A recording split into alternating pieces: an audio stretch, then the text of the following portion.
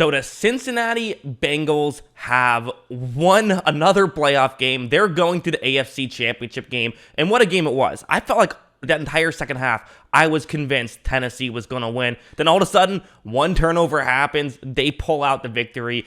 Tennessee made mistakes, but really Cincinnati only really had one mistake, and that was kind of just a fluky play. They had a fantastic game. Let's get into everything they were able to do. So let's start off with the beginning. In the first play, we would see disaster from Ryan Tannehill from the Titans, but it's actually a really good play by Jesse Bates, and that's kind of what really happened, where this is what the Titans love to do. Run play action, you get players in zone coverage moving in, and then typically there's a window where you can throw over the top. However, of course, there are safeties who can crash in and try to take away the route you see on the screen. That is Jesse Bates. He's the safety lined up closer to that side of the field. So that's what he can do here. Watch how when Tannehill takes the snap, runs the play action, and is going to then throw it over the top. Jesse Bates just read the play and jumped the route. That's just what happened right there. Really good read from him. And again, he's watched film. He knows what the Titans do. They don't really surprise too much. And so right out the bat, the Titans, the play action part worked. The issue is that you have to make sure a safety isn't crashing in. A lot of times what teams will do is they'll have a deep route. So if the safety does try to jump the route, you can just throw over the top. But it's a little bit more difficult to do that when teams play cover 2 because, you'd have to get both safeties further deep, which is just more difficult. So great play from Bates. Meanwhile, for the Bengals, these were the, great 2 plays that would put them up 6-0 right off the bat. It's straight up just a, cover 0 blitz, which is a surprise to me. I'm not sure this is the coverage I would have called here if I was Tennessee. It's 2nd down and 9. You playing coverage has worked pretty well, and if something goes wrong, they can pick up a ton of yards here because Cincinnati's only on their 13. So, bit of a surprise. And for Cincinnati, what do? Well, you give the ball to Ja'Marr Chase. That's what you do in every situation, basically, but especially when it's a one-on-one matchup where there's no safety help. And watch how when Burrow makes this throw, you have to make this tackle. I mean, that first missed tackle, it's a great move from Ja'Marr Chase. Again, easier said than done. You have to tackle Ja'Marr Chase because most guys can't. But because he didn't make that tackle, this now means that, quite frankly, this could have very easily been a touchdown. I paused it right here because I want to show how, there's one Tennessee player here. It's Armani Hooker, who is running deep. He's going to basically be the one guy who can try and make a play, and you have a blocker in front of Chase. So this is definitely a situation where you could get a touchdown if you're Cincinnati, but watch what Hooker is going to do. Look at how Hooker is going to be able to just slide down, trips up Tyler Boyd, which also causes Ja'Marr Chase to stumble a little bit and gets taken down. So it doesn't come up on the stat sheet. Really good play by him, but obviously the better play was Ja'Marr Chase just making an insane move and then being able to run and pick up a ton of yards right there, and that put another 3 points just straight up on the board. We, of course, have to talk about the offensive line play. A lot of sacks in this one, a lot of sacks, a lot of pressures. This is just one of the many examples where you see, and one of the things about a sack is the way a sack almost always has to work is 2 things have to happen, and it can be a number of different things. Typically, the most common one is an edge rusher wins their rep, and also the coverage is very good, so therefore the quarterback doesn't have time, doesn't have a place to throw it to immediately and then gets tackled. But it can also work in something like this where the pressure just comes from 2 different places. Like right here, it's going to be an edge rusher and also a blitzing linebacker, and the splits is going to get picked up okay. However, watch how when they both happen, since there's a contact in 2 different areas, Burrow just has nowhere to scramble out and nowhere to step to and gets tackled right away. So it's not just that like one pass rusher was winning their matchup right away.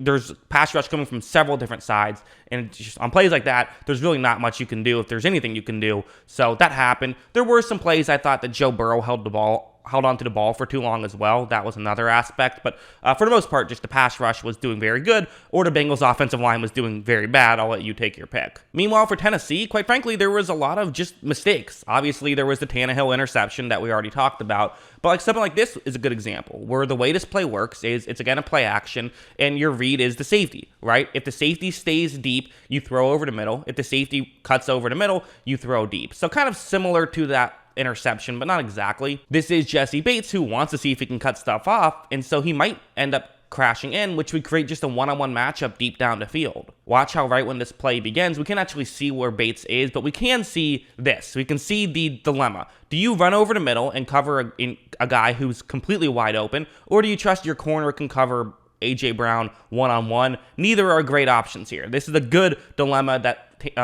Tennessee will constantly get you in. So Tannehill makes this throw deep, since Bates covered over the middle a little bit, and Brown was open, and Tannehill just misses the throw. So that's a big miscue, as that would have been a touchdown had they been able to connect on that. So those big plays, you got to hit on those, and that was a mistake, and they were able to, get Bates on that play. Of course, this one, where it's going to be zone coverage, but what's really fascinating is going to be, this almost turns into a pick play, but in the other way. Watch how right when this play begins, you're going to notice right here. So I've circled Jamar Chase, and a Tennessee Titans defensive player, as I think some people might wonder, isn't this pass interference if there is contact right here? Well, you're allowed to go to defend someone, and you both have the same right to an area. So if you're running to cover a guy and the receiver is running to get open and you run into each other, that isn't pass interference. That's fine. So as you see, this collision ends up happening, and it was just, dropped interception by Janoris Jenkins. In fact, I think Chase kind of created that collision to begin with as well. If that's an interception, there's a chance that could be a touchdown. I don't know if it is, but at least sets up you in field goal range. So again, big blunder by Tennessee coming off of a blunder by Cincinnati that Tennessee just wasn't able to take advantage of. However, moving on to this play, we would see the Titans finally be able to take advantage of Jesse Bates trying to cut stuff off and, basically get a double move on Bates if he is, cheating one way. Use that to your advantage. That's what you would see on this play. It's going to be A.J. Brown's route. So there's a single safety deep, so there's still going to be one-on-one matchups. But again, A.J. Brown in a one-on-one matchup running deep down the field, you love those odds. The issue is that Jesse Bates could cheat over and cover him, and then it's not a one-on-one matchup. However, Brown is going to just make a little double move where he fakes as though he's going to the inside, but then gets to the outside and gets wide open, and they're able to complete that one. I'll show this angle. It's a little bit easier to see. You can see how he kind of did that fake, which was able to help fool Jesse Bates, who again is a really good player, very talented, but Brown was able to get the better of him on this play. So little stuff like that that was able to, that set up their touchdown drive in this quarter. Meanwhile, for Cincinnati, back to them for a second, it wasn't like an amazing day offensively in the first half. I mean, they got some garbage time, yards sort of in that end in last drive thing where they didn't score, but they got some yards. But as a whole, I thought that Tennessee played pretty well, largely due to the fact that they were, getting a lot of sacks and they were playing coverage well. But when Burrow had time and guys open, he was playing well. Granted, I mean, that's, most quarterbacks play well in those situations, but it wasn't like a Burrow playing bad thing, I didn't think. Like a play like this is a good example of one. When stuff was working, it was working. Where it looks to be a Tampa 2 that Tennessee is in, and Cincinnati has a zone buster that can beat it. And watch how Burrow's going to take the snap, and he is going to be able to hit an open Cincinnati player. So they didn't get the stuff to work a ton, didn't get a ton of these situations, but I thought when they did, they were able to make the most of them, and they were able to run them pretty effectively, which is why they went into the first half with a lead. So Cincinnati then scored a touchdown to go up 2 scores, but it looked like Tennessee was right about to answer with a big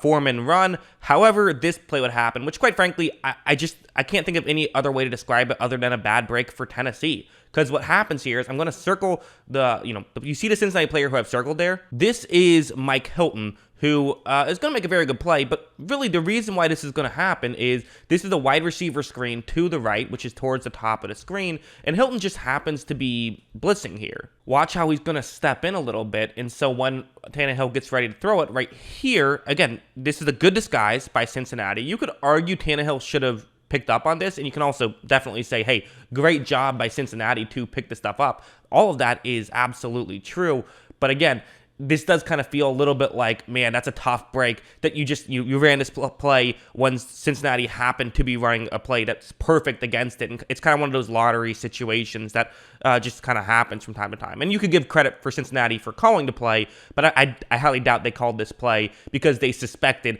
that a screen pass was coming. Although who knows, maybe they saw something that I didn't see in tape. It's possible. I won't completely rule it out. Anyways, look at how Hilton's going to make an incredible play. Just a fantastic one by him. And then, of course, we would then see a play that kind of was a fluky play to go the other direction and go in Tennessee's favor. This helped them tie it up This is just kind of one of those like unfortunate breaks. Watch how, again, it's going to be kind of both, right? Where it's going to be tipped, so good job getting the tip, and also dropped, so bad job dropping it, but also just a very, very fortunate bounce there, and tremendous play by Armani Hooker, to, again, who's made a couple of big ones in this one, to be able to catch it before it touches the ground. Debatably, I thought it was the correct call. I know Bengals fans probably won't love it, but to me, I thought that was I certainly didn't think you could overturn it based on what we saw. The ball's allowed to touch the ground if you have possession first, which I thought he did. And then they followed it up with an even more amazing play. What's going to happen here is it's going to be a cover 2 man. And so you have a go route, and go routes can typically be pretty good against man coverage. But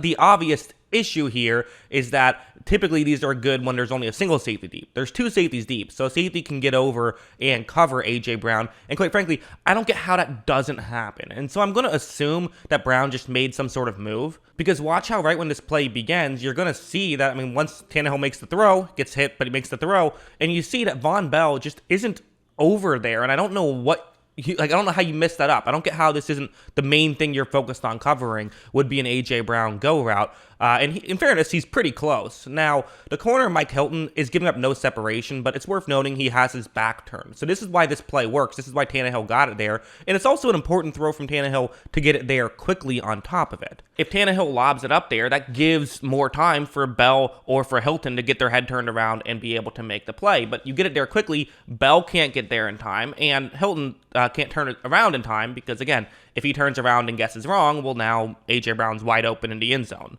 Good throw from Tannehill. Great play from A.J. Brown. So here's the interception. It's 3rd and 5, so I get why Tannehill tries to force it here. It's a small window. It's actually very similar to that first play that we talked about. That very first play, very similar to the last play that Tannehill would throw this season. There was a little bubble, but it's just a good play of reading what's going on and being able to make that break. And that was actually Eli Apple who made the play. So, hey, great moment for him, a guy who basically is considered a bust, making the play that sets up a game winner, basically. We would later see the Jamar Chase of it all. That's man coverage Chase on Jenkins. I don't know what you're thinking here. I just don't know what you're thinking here. Leaving Jamar Chase one-on-one makes zero sense to me. He's the guy Burrow's going to look towards. Playing man coverage against Chase has never worked for anybody in the history of football. I think that was just baffling, and they didn't win the game. Just an unbelievable game, an unbelievable finish. I don't even know who you give the most credit to for Cincinnati. I really don't, but they were amazing. They deserved this victory. There's no denying that. I thought that this was, just a wild, very exciting game. And hey, just throwing this out there too. I've been wrong on 2 of my predictions now in the postseason, both on Cincinnati. So Bengals fans, you gotta hope I pick against you in the AFC Championship game as well. They will play for the Lamar Hunt Trophy. Very cool stuff. But yeah, that's what I thought of this wild game. What do you guys think? Let me know in the comments below. Always love hearing from you. And of course, as always, thanks for watching. Also, Titans gotta just never get the 1 seed again, right?